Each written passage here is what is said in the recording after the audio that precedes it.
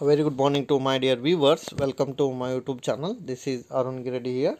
In today's class, I would like to explain the disadvantages of factoring. So this is the disadvantages of factoring. Factoring ದಿಂದ ಆಗತಕ್ಕಂಥ ಅನಾನುಕೂಲತೆಗಳು ಏನು ಅಂತ ನಾವಲ್ಲಿ ನೋಡೋಣ. This is also considered as a demerits of a factoring ಅಂತ ನಾವಲ್ಲಿ ಹೇಳ್ಬೋದು. So what are the demerits of factoring? First thing is simple language. It is a very costlier in nature. Why it is a costlier? You are supposed to pay heavy commission to the factor. So when the simple language I will tell, when the seller gives the goods and service to buyer, so with a less money, so that instead of going with a factor, he only has to collect the money from buyer. But the condition is that seller gives that work to factor. So under that situation, the factoring commission should be high and other finance expense should be high. So it is costlier. So the small firm, it is not suitable to small firm. So ಹಂಗಾಗಿ ಮೊದಲೇ disadvantage ಏನಪ್ಪ ಅಂದ್ರೆ ವೆಚ್ಚದಾಯಕವಾಗಿದೆ ಅಂತ ಬರಿಬೋದು. ನಾವು ಹೆಂಗೆ ಬರಿಬೋದು ರೀ ಕನ್ನಡದಾಗ? ಫ್ಯಾಕ್ಟ್ರಿಂಗ್ ಪ್ರಕ್ರಿಯೆಯು ವೆಚ್ಚದಾಯಕವಾಗಿದೆ. ಯಾಕೆಂದರೆ ನಾವು ಫ್ಯಾಕ್ಟರನಿಗೆ ಕೊಡ್ತಕ್ಕಂತಹ ಕಮಿಷನ್ ಪ್ರಮಾಣ ಹೆಚ್ಚಿರೋದರಿಂದ ಟ್ರಾನ್ಸಾಕ್ಷನ್ಸ್ ಕಾಸ್ಟ್ಲಿ ಆಗುತ್ತೆ ಅಂತ ನಾವಲ್ಲಿ ಹೇಳ್ಬೋದು. ಆಮೇಲೆ ಇದು ಎಲ್ಲರಿಗೂ ಸೂಟೇಬಲ್ ಆಗೋದಿಲ್ಲ. ಸಣ್ಣ ಪ್ರಮಾಣದಂಥ ಕಂಪ್ನಿಗಳಿಗೆ ಇದು ಉಪಯೋಗ ಆಗೋದಿಲ್ಲ. It is only to large firm when the credit collection amount is more. Please understand the word. When it is useful to us, when the credit collection amount is more, then only we can go for factoring. Otherwise we can collect from ourselves, isn't it? ಹಾಗಾಗಿ costlier ಅಂತ ನಾವಲ್ಲಿ ಹೇಳ್ಬೋದು. ಎರಡನೇದು deleterious effect on credit worthiness, means it is playing a negative effect on credit worthiness. Always when the buyer has to not repay the money, the credit worthiness gone ಅಂತ ನಾವಲ್ಲಿ ಹೇಳ್ಬೋದು. So sometimes what happen, while you collecting the credit from buyers, always you are not guaranteed that you are able to collect the entire amount. So some 10% should be a bad debt. Even the factor can't collect the money from customer, isn't it? So under that situation it fails ಅಂತ ನಾವಲ್ಲಿ ಹೇಳ್ಬೋದು. ಫ್ಯಾಕ್ಟ್ರಿಂಗ್ the disadvantage ಏನು ಅಂದ್ರೆ, simple language ಹೇಳ್ಬೇಕಂದ್ರೆ, ಕೆಲವು ಸಂದರ್ಭಗಳಲ್ಲಿ ವಸ್ತು ಹಣವನ್ನು ನೀವು ಸಂಪೂರ್ಣವಾಗಿ ಪಡೆಯಲು ಸಾಧ್ಯ ಆಗೋದಿಲ್ಲ. ಸೊ ಸಂಪೂರ್ಣವಾಗಿ ಪಡೆಯಲು ಸಾಧ್ಯ ಆಗೋದಿಲ್ಲ ಅಂದ್ರೆ ಕ್ರೆಡಿಟ್ ವರ್ದಿನೆಸ್ ಕೂಡ ಏನಾಗುತ್ತೆ, ಫೇಲ್ ಆಗೋ ಸಾಧ್ಯತೆ ಇರುತ್ತೆ ಅಂತ ನಾವಲ್ಲಿ ಹೇಳ್ಬೋದು. So sometimes it is also negative ಅಂತ ನಾವಲ್ಲಿ ಹೇಳ್ಬೋದು. ಆಮೇಲೆ credit limits on trade. So this is also another disadvantage, because while talking with the factor, seller the limit the amount. When the seller limit the amount, we can understand that we can only collect that much amount only anta. So the limit on trade. So ವ್ಯಾಪಾರದ ಮೇಲೆ ಇದೇನು ಮಾಡುತ್ತಾ, ನಿರ್ಬಂಧನೆ ವಿಧಿಸುತ್ತಾ. ನಿರ್ಬಂಧನೆ ಹೆಂಗೆ ವಿಧಿಸುತ್ತಂದ್ರೆ, ಇಷ್ಟೇ ಪ್ರಮಾಣದಲ್ಲಿ ನೀವು ಹಣವನ್ನು collect ಮಾಡಬೇಕು, ಇದಕ್ಕಿಂತ ಜಾಸ್ತಿ ಕಲೆಕ್ಟ್ ಮಾಡಲಿಕ್ಕೆ ಬರೋಂಗಿಲ್ಲ. ಈ ರೀತಿ ಏನು ಮಾಡತ್ತಾರೆ, ಅದು ರಿಸ್ಟ್ರಿಕ್ಷನ್ ಆಗುತ್ತಾ, ಕಂಡೀಷನ್ಸನ್ನು ಹಾಕುತ್ತಾ. ಹಾಗಾಗಿ ಇದೇನು ಮಾಡ್ಬೋದು, ಡಿಸ್ಅಡ್ವಾಂಟೇಜ್ ಅಂತ ನಾವಲ್ಲಿ ಹೇಳ್ಬೋದು. ಆಮೇಲೆ it is difficult to exit the agreement. Once the agreement is made between seller and buyer, that the agreement is over and it should not be break at any point of time. So under that situation factoring fails ಅಂತ ನಾವಲ್ಲಿ ಹೇಳ್ಬೋದು. So ಯಾಕಂದ್ರೆ exit ಆಗಲಿಕ್ಕೆ ಬರೋಂಗಿಲ್ಲ. ಒಮ್ಮೆ ನೀವು agreement ಮಾಡ್ಕೊಂಡಿರಿ ಅಂದರೆ you have to give the goods and service to buyer and they are supposed to repay the money. So sometimes what happen, the market conditions are not good, it is not encouraging one. Under that situation also you are not supposed to break your agreement. ಹಾಗಾಗಿ ಅವಾಗ fail ಆಗುತ್ತೆ ಅಂತ ನಾವಲ್ಲಿ ಹೇಳ್ಬೋದು. ಆಮೇಲೆ we should definitely rely on factor. This is the biggest disadvantage of factoring, because seller completely depend on factor only, because seller is not able to collect any amount from buyer. Only factor has to collect the amount from buyer. So all the work is to be assigned by the seller to factor only. So that complete dependence on factor is a negative, because factor is also a human being. He is also make a huge effort to collect the credit amount from the customer. So under that situation it is a difficult to the factor to collect the entire amount from the buyer. ಅಂದರೆ ಏನು ಹೇಳ್ತಾರಂದ್ರೆ, ಅವರು ಉದ್ರಿಯನ್ನು ವಸೂಲಿ ಮಾಡುವ ಸಂದರ್ಭದಲ್ಲಿ ನಾವು ಸಂಪೂರ್ಣವಾಗಿ ಯಾರ ಮೇಲೆ ಅವಲಂಬನೆ ಮಾಡಬೇಕಾಗತ್ತಪ್ಪ ಅಂದ್ರೆ ಫ್ಯಾಕ್ಟ್ರಿನ ಮೇಲೆ ಅವಲಂಬನೆ ಮಾಡಬೇಕಾಗತ್ತೆ. ಯಾಕೆ ಫ್ಯಾಕ್ಟ್ರಿನ ಮೇಲೆ ಅವಲಂಬನೆ ಇರಬೇಕಾಗತ್ತೆ ಅಂದ್ರೆ ಉದ್ರಿಯನ್ನು ವಸೂಲಿ ಮಾಡುವ ಅಧಿಕಾರ ಅಥವಾ ಜವಾಬ್ದಾರಿಯನ್ನು ಮಾರಾಟಗಾರನು ಯಾರಿಗೆ ಕೊಟ್ಟಿರ್ತಾನೆ ರೀ? ಫ್ಯಾಕ್ಟ್ರಿನಿಗೆ ಕೊಟ್ಟಿರ್ತಾನೆ. ಯಾವಾಗ ಉದ್ರಿಯನ್ನು ವಸೂಲಿ ಮಾಡುವ ಅಧಿಕಾರವನ್ನು ಫ್ಯಾಕ್ಟ್ರಿನಿಗೆ ಕೊಟ್ಟಿರ್ತಾನೆ, ಅವನು ಕೂಡ ಸಾಮಾನ್ಯ ಮನುಷ್ಯ ಇರ್ತಾನೆ. ಉದ್ರಿ ವಸೂಲಿ ಮಾಡುವುದು ಅವನಿಂದನೂ ಕೂಡ ಡಿಫಿಕಲ್ಟ್ ಆಗುತ್ತೆ. ಹಾಗಾಗಿ ಏನಾಗುತ್ತೆ ಹೇಳ್ರಿ, we should depend more on factor because factor is a responsible person to collect the credit amount. So under that situation, if we want our credit, so that we completely depend on whom? Factor ಅಂತ ನಾವಲ್ಲಿ ಹೇಳ್ಬೋದು. So ನಾವು ಯಾರ ಮೇಲೆ ಅವಲಂಬನೆ ಆಗಬೇಕಾಗತ್ತೆ ಅಂದರೆ ಫ್ಯಾಕ್ಟ್ರಿನ ಮೇಲೆ ಅವಲಂಬನೆ ಆಗಬೇಕಾಗತ್ತೆ. ಯಾಕೆಂದರೆ ನಮ್ಮ ಸಂಪೂರ್ಣ ಹಣ ಉದ್ರಿ ವಸೂಲಿಯನ್ನು ಮಾಡಬೇಕಾದ್ರೆ ಅದಕ್ಕೆ ಜವಾಬ್ದಾರಿ ಯಾರು ಇರ್ತಾರಪ್ಪ ಅಂದ್ರೆ ಫ್ಯಾಕ್ಟರ್ ಇರ್ತಾನೆ.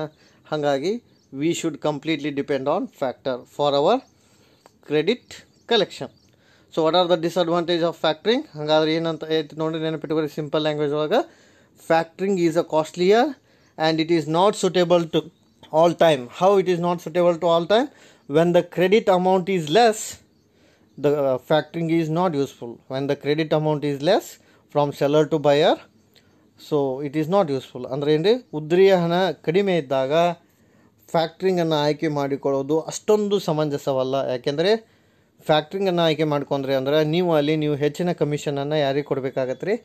ಫ್ಯಾಕ್ಟ್ರಿಗೆ ಕೊಡಬೇಕಾಗತ್ತೆ. ಹಾಗಾಗಿ ಕಡಿಮೆ ಸಾಲವನ್ನು ಮಾರಾಟಗಾರನು ಒಂದು ವೇಳೆ ಗ್ರಾಹಕನಿಗೆ ಕೊಟ್ಟಿದ್ದರೆ ಫ್ಯಾಕ್ಟ್ರಿಂಗ್ ಮಾಡುವ ಅವಶ್ಯಕತೆ ಬರೋದಿಲ್ಲ ಅಂತ ನಾವಲ್ಲಿ ಹೇಳ್ಬೋದು. ಆಮೇಲೆ factoring will affect on your credit worthiness. Factoring ಏನು ಮಾಡುತ್ತೆ ಅಂದರೆ ನಮ್ಮ ಕ್ರೆಡಿಟ್ ವರ್ದಿನೆಸ್ ಮೇಲೆ ಇಂಪ್ಯಾಕ್ಟ್ ಆಗುತ್ತೆ.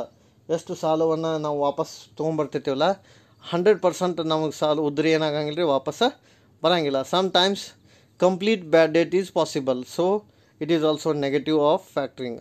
ಅಂದರೆ factor is of course a responsible person to collect the credit amount from buyer, but sometimes what happen, it is beyond control of a factor. So some buyers always want to make the bad debt. So under that situation, it is difficult task to the seller to collect the it is difficult task to the factor to collect the credit amount from such persons ಅಂತ ನಾವಲ್ಲಿ ಹೇಳ್ಬೋದು.